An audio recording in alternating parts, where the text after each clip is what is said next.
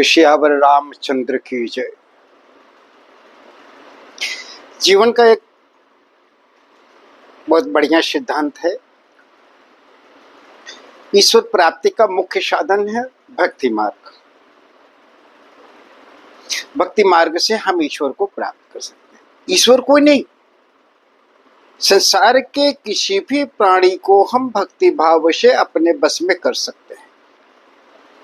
ईश्वर तो दूसरी चीज है, तो भक्ति, थोड़ा सा भी भक्ति भाव रहेगा तो आपको स्वीकार कर ले।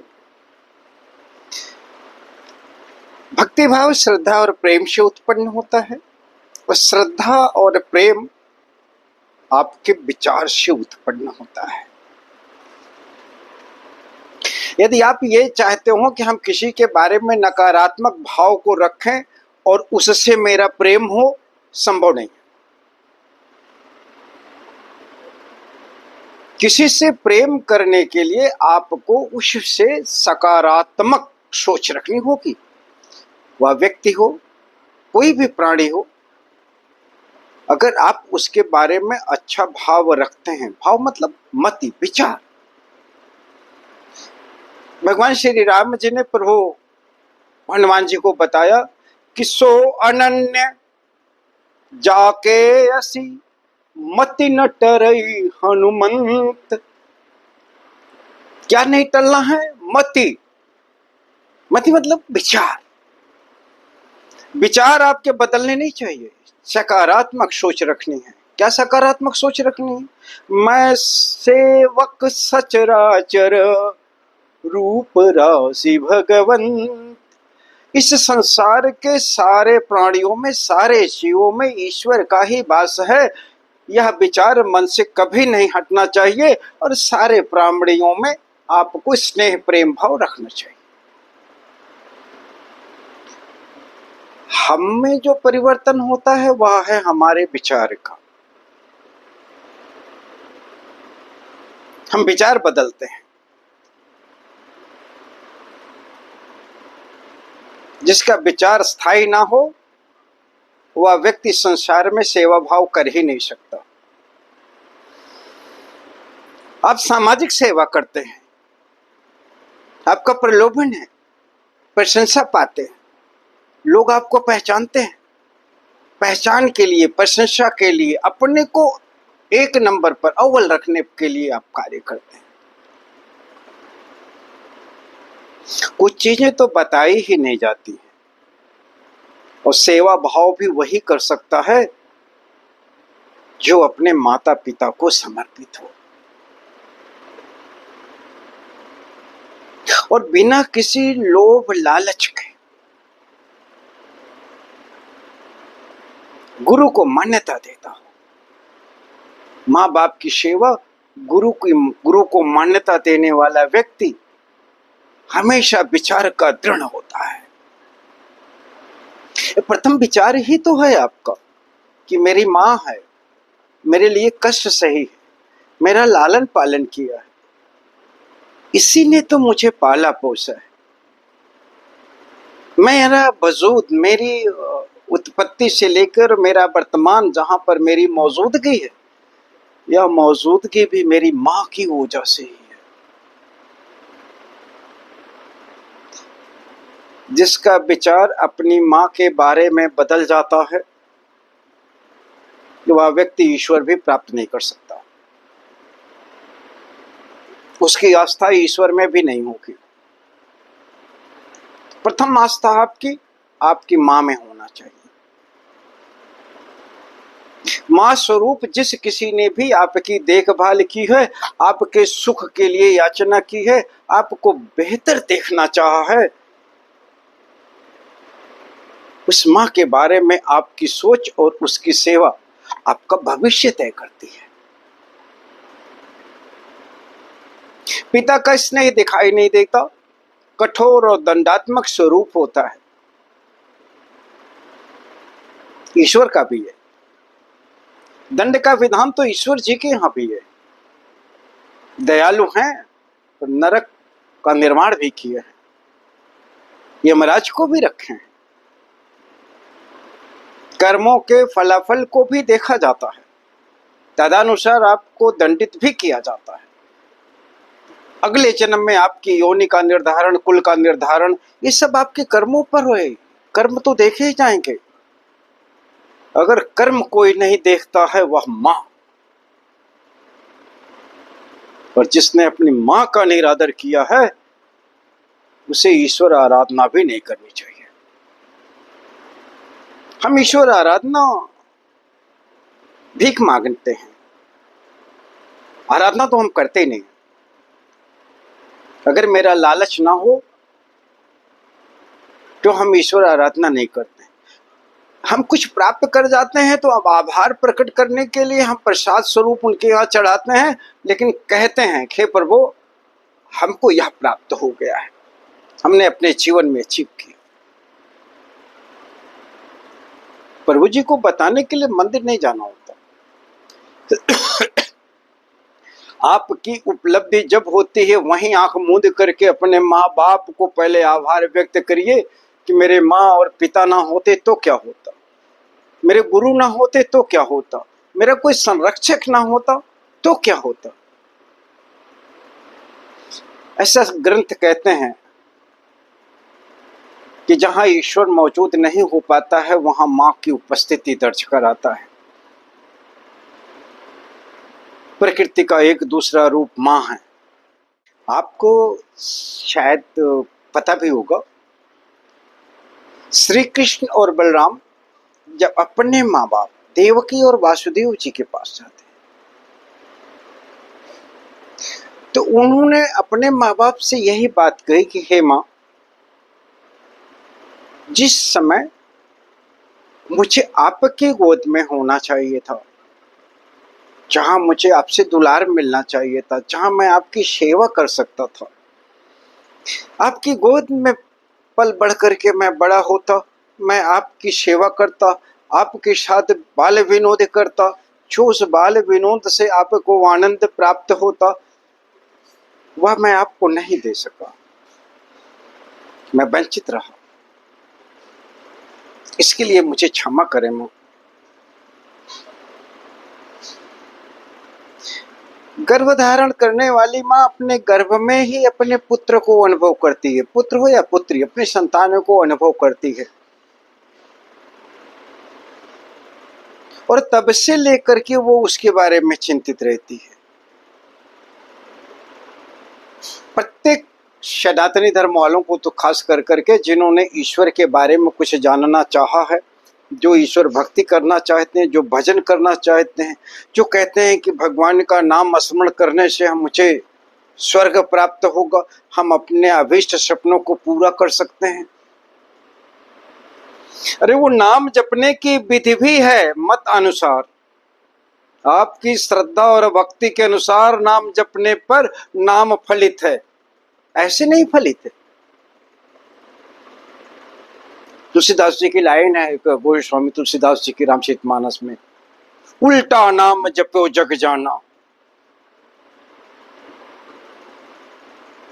वाल्मीकि भय ब्रह्म समाना। ठीक है, वाल्मीकि जी ने भजा था, क्या भजा था, मरा मरा भजे थे, सही है। कैसे भजे थे ये तो जान लीजिए प्रभु।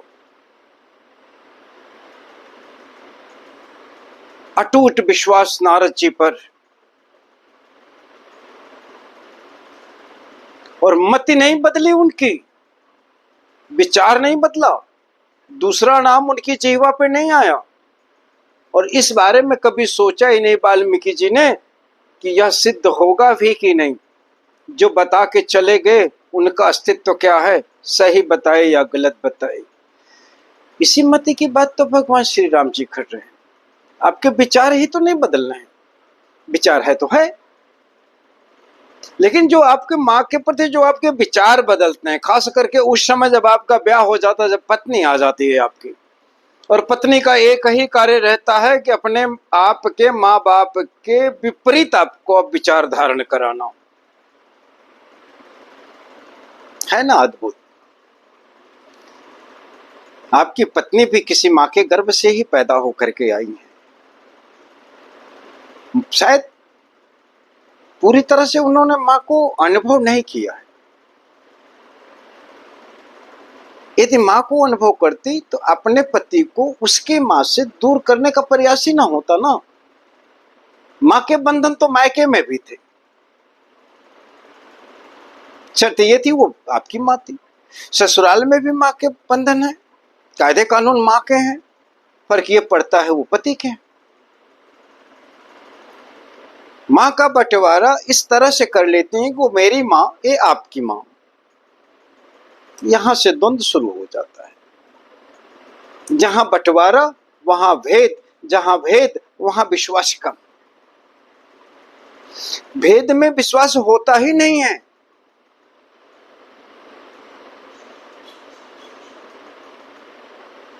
भेद में विश्वास है ही नहीं। आप जैसे बनने की कोशिश ना करें, मूल स्वरूप में आइए अथवा अंतर को स्वीकार कर लीजिए। वो आपके आचार व्यवहार में अंतर दिखेगा। सभी लोग धीरे धीरे सामंजस्य से बैठा लेंगे। भाई आप हमारे नहीं हो, आप मेरे पराये हो, पराये की तरह आप व्यवहार करते हो, इसमें कोई नुकसान नहीं, कोई क्षति नहीं। लेकिन अगर आप अपना बन कर करके पराये जैसा व्यवहार करते हैं, वो कष्ट देता है। इसे छल कहते हैं। छल और कपट युक्त व्यवहार स्वीकारणीय नहीं है, न समाज को, न व्यक्ति विशेष को, न ही ईश्वर को। ये आपके ऊपर कोई बंधन नहीं है आज से ही आप अपना समझे, नहीं। विश्वास करें, मति बनाएं, विचार बनाएं कि जो जीवन मुझे मायके में अपने बिताना था वो मैंने बिता लिया है। बाकी का अवशेष जीवन मुझे अपनी ससुराल में बिताना है। पति के परिवार के साथ निभाना है, उसके भाई बहन, माँ बाप, मौसा मौसी, फूफा फूफी, जो भी रिश्ते में है, हमें इनके साथ निभाना है। इन्हीं रिश्तों के साथ मुझे मायके के भी किसी रिश्तों को जोड़ते हुए चलना है। ये तपस्या है गृहस्थ, इतना आसान नहीं है गृहस्थ। गृहस्थ छोड़ करके सन्यासी बनते हैं, ब्रह्मचारी गृहस्थ में आता है। गृहस्थ जीवन से छोड़ करके लोग सन्यास लेते हैं, वानप्रस्थ लेते हैं। गृहस्थ तो मूल है, इसको बहुत ढंग से निभाना होता है। हाँ, हम ये कह रहे थे कि जो मायके में आप माँ को छोड़ के आए और ससुराल में जिस माँ को आप पकड़ रहे हो, अगर आपका विचार है कि ये माँ है और मुझे माँ की तरह ही इससे व्यवहार करना है, तो निश्चित जानिए इस सासु आपकी माँ बन ही जाएगी और आप बेटी बन ही जाएंगी, इसे कोई नहीं रोक सकता। लेकिन अगर आपने तय कर लिया है, अंग्रेजी में अगर आपने कहा कि mother in law, mother in law शब्द जो है भाव नहीं पैदा करता, अपनत्व का बोध नहीं कराता है। सासू माँ भी शब्द अपनत्व का बोध नहीं कराता। पढ़े लिखे कुछ लोग समाज में बोलते हैं मेरी सासू माँ है, खाली माँ भी तो हो सकती है।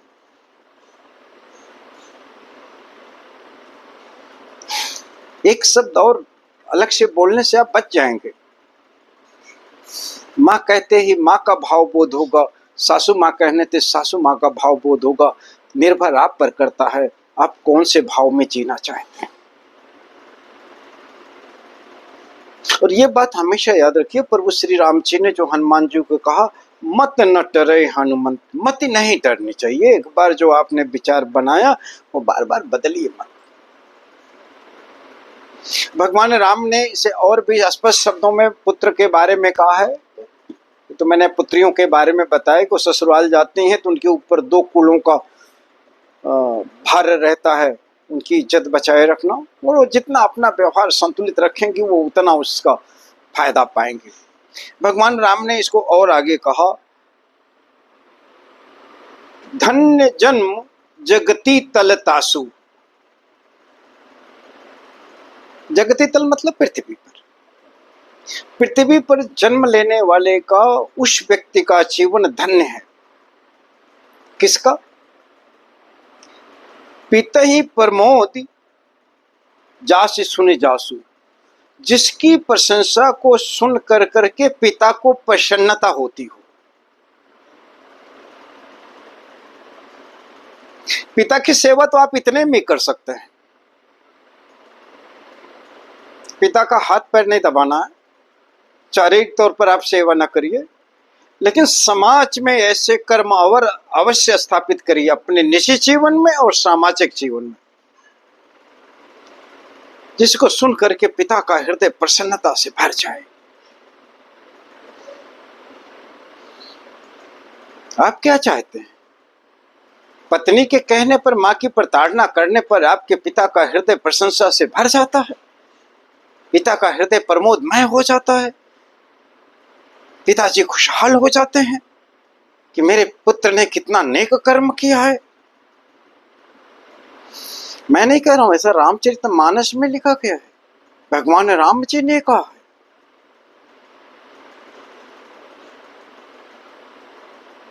पिता ही प्रमोद जासु सुनि जासु, जिसके यश को सुन कर करके पिता वह पुत्र इस पृथ्वी पर जन्म लेकर के धन्य हो जाता है। आइए विचार करें, हम में से कितने ऐसे पुत्र हैं जो अपने पिता को यह सुख दिए हैं। अब हमेशा धन दौलत वस्त्र आभूषण में तौलते हैं खुशियां।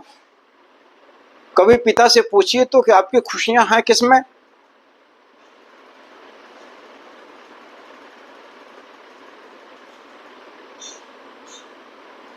बात तो मेरे जीवन से जुड़ी हुई है, कहना तो नहीं चाहिए। बहुत समय पहले की बात है, एक मंदिर के जीर्णोद्धार में हम लगे थे। तो मंदिर का जीर्णोद्धार हो जाने के बाद प्राण प्रतिष्ठा करा रहे थे मूर्तियों का, तो हमारे एक चचेरे भाई गांव से आए हुए थे। उन्होंने सारा दिन कार्यक्रम को देखा, लोगों का आना जाना देखा, पूजा पाठ कार्यक्रम देखा। वो जब घर गए तो मेरे पिताजी से बताए कि भैया एक मंदिर का जीर्णोद्धार करा रहे थे और बहुत सुंदर कार्यक्रम संपन्न हुआ। उसी 3-4 दिन के बाद मुझे गांव जाने का अवसर मिला, मैं पिताजी से मिला। तो मेरे पिताजी मुझे पकड़कर रो रहे थे और मेरी समझ में नहीं आ रहा था कि पिताजी रो क्यों रहे, कोई तकलीफ है या हमसे कोई त्रुटि हुई। 10-15 दिन पहले ही हम गांव में थे पिताजी के साथ। तो पिताजी ने मुझे रामचरितमानस की एक चौपाई सुनाई। मेरे प्रथम गुरु मेरे पिताजी। रघुपति भगत जासु सुत होई,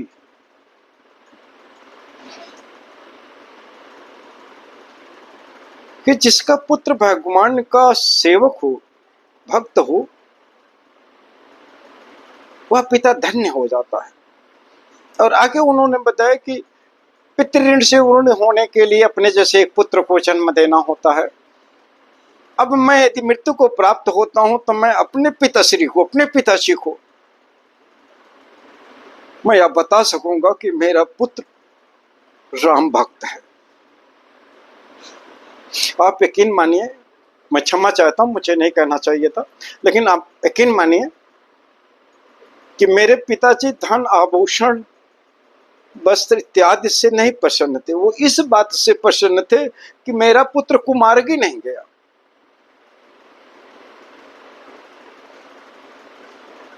तो जो भी मेरे भाई बंधु,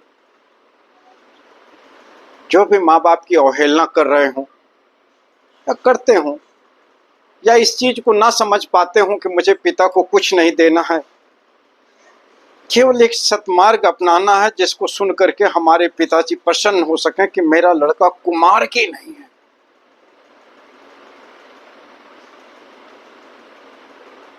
अगर हम सतमार्ग पर चल करके अपने पिता को सुख दे सकते हैं तो मुझे देना चाहिए, मुझे संकल्प लेना चाहिए कि मैं जीवन में वह कार्य अवश्य करूंगा जिसे सुन कर करके मेरे माँ और पिता खुशी हो, सुख का अनुभव करें। मैंने अपने दादाजी के नाम से एक सोसाइटी भी बनाई है। हम अपने दादाजी के नाम को भी जीवित रखते हैं, अपने पिताजी के नाम को हम जीवित रखते हैं, और इन्हीं दोनों के आशीर्वाद से हम खुद स्थापित हैं। इस संसार में मेरा कोई वर्चस्व था ही नहीं। मेरे पिता के आशीर्वाद से, मेरे पिताश्री का आशीर्वाद आज भी मेरे ऊपर उतना ही है। मैं ईश्वर को नकार तो नहीं सकता, लेकिन मैं ये जानता हूं कि मैंने अपने पिताजी के ही आशीर्वाद से सब कुछ प्राप्त किया।